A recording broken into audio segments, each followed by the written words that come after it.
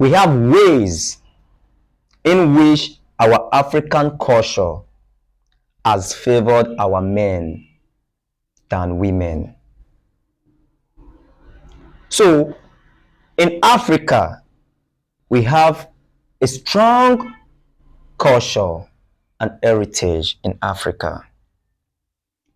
But sometimes it favors our men than women.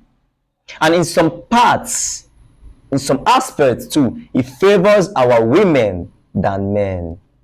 But let me treat on the men now. So, in Africa, our tradition in Africa, Africa tradition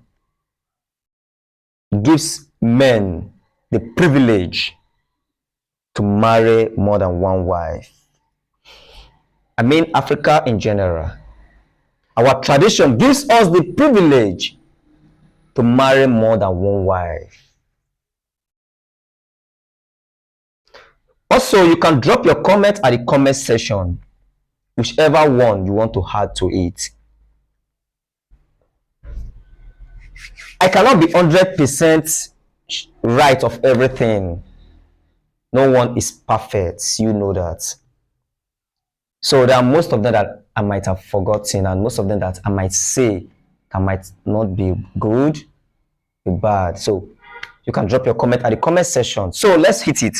African tradition, the ways in which he has favored men, most especially in marriage. It gives the men the privilege, the opportunity to marry more than one wife. When the woman cannot do that, I'll come and treat on the women part too. African tradition gives the men that privilege because they see it as a tradition in Africa.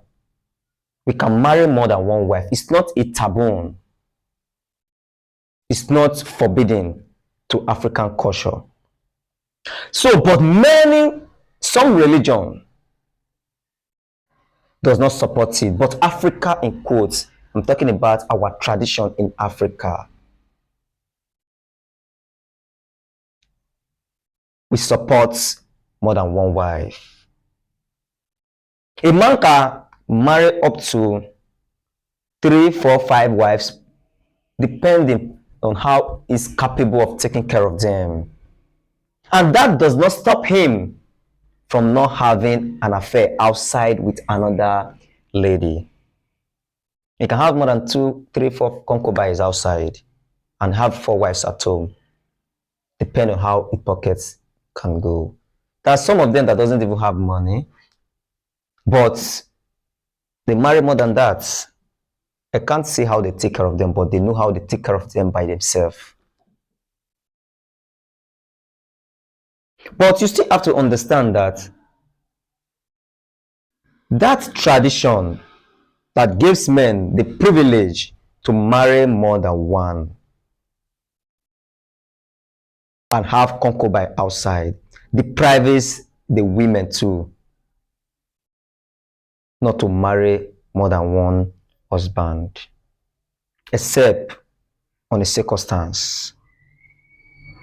But when the man is still alive, or when they are still in the marriage, the woman is not allowed to do that, because most, especially in Africa, we have one thing that whenever a woman go out with another man, in as far as the woman is a legally married woman in her husband's house, and she step her feet outside to cross another man,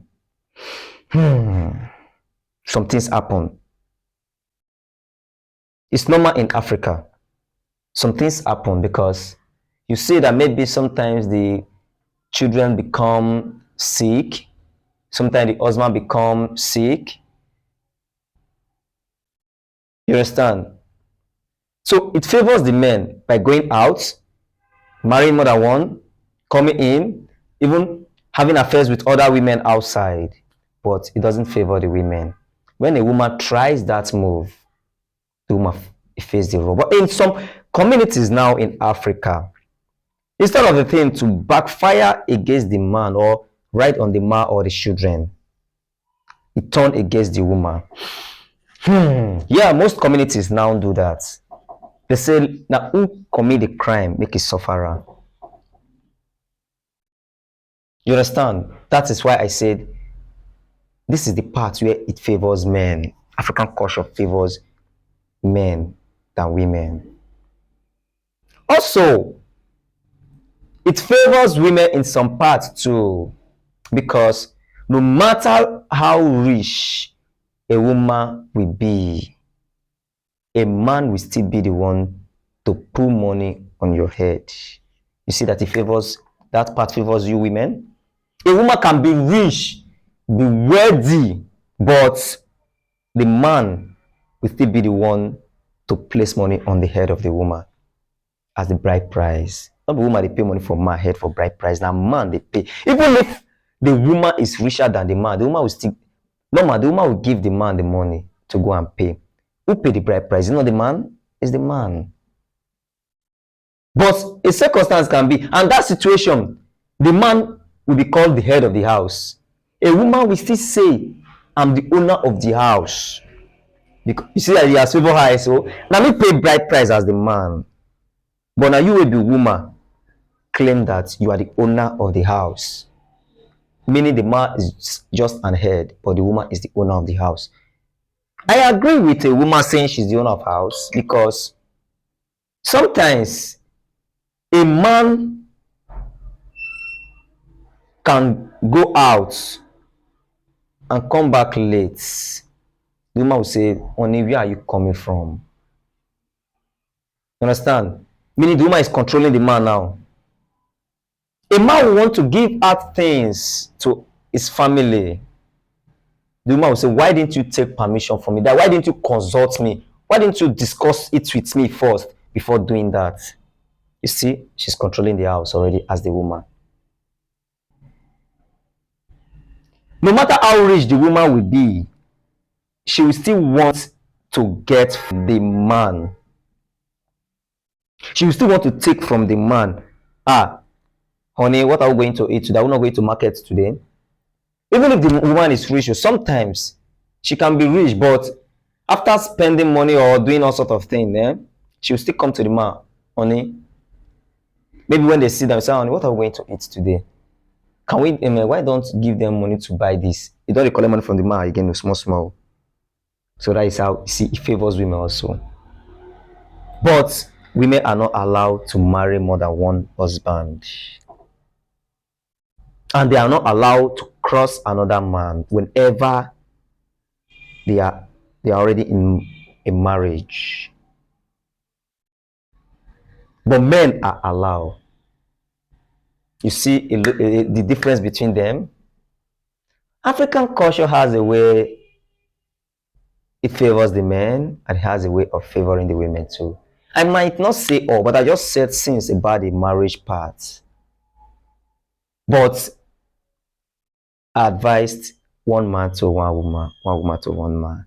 To me, to have a peaceful home. But some people can marry more than one wife. Their homes are more peaceful than those that marry one. It takes the grace of God. You can drop your comments at the comment section.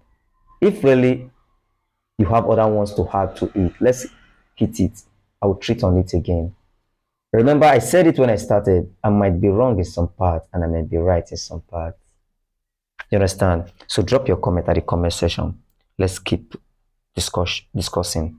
It's discussion time already. Let's go.